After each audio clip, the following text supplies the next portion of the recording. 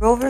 Wade, a legal case in which the U.S. Supreme Court on January 22nd ruled that unduly restrictive state regulation of abortion is unconstitutional. The court held that a set of Texas statutes criminalizing abortion in most instances violated a woman's constitutional right of privacy, which it found to be implicit in the liberty guarantee of the Due Process Clause of the 14th Amendment. The case began in 1970 when Jane Roe, a fictional name used to protect the identity of the plaintiff, Norma McCorvey, instituted federal action against Henry Wade, the district attorney of Dallas County, Texas, where Roe resided. It placed the point after which a state's compelling interest in the pregnant woman's health would allow it to regulate abortion, quote, at approximately the end of the first trimester, quote, of pregnancy. With regard to the fetus, the court located that point at, quote, capability of meaningful life outside the mother's womb, quote, or viability. Repeated challenges since 1973 narrowed the scope of Roe v.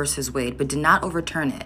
In Planned Parenthood of Southern Eastern Pennsylvania versus Casey in 1992, the Supreme Court established that restrictions on abortion are unconstitutional if they place an undue burden on a woman seeking an abortion before the fetus is viable. In Gonzalez versus Carhart, 2007, the court upheld the Federal Partial Birth Abortion Ban Act of 2003, which prohibited a rarely used abortion procedure known as intact dilation and evacuation.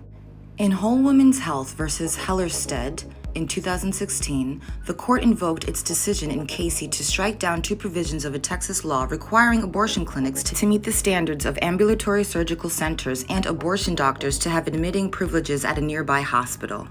4 years later, in June Medical Services LLC versus Russo in 2020, the court invoked Whole Woman's Health to declare an unconstitutional Louisiana statute that was nearly identical to Texas's admitting privileges law. In September of 2021, officials in Mississippi have asked the court's newly expanded conservative majority to overrule Roe and to sustain a state law that largely bans abortions after 15 weeks of pregnancy. Mississippi's arguments amounted to a request that the court scuttle a half-century precedent and invite states to ban abortion entirely. The provider's brief came less than 2 weeks after a closely divided Supreme Court refused to block a Texas law that banned most abortions after 6 weeks, one that had been drafted to evade challenges to it in federal court.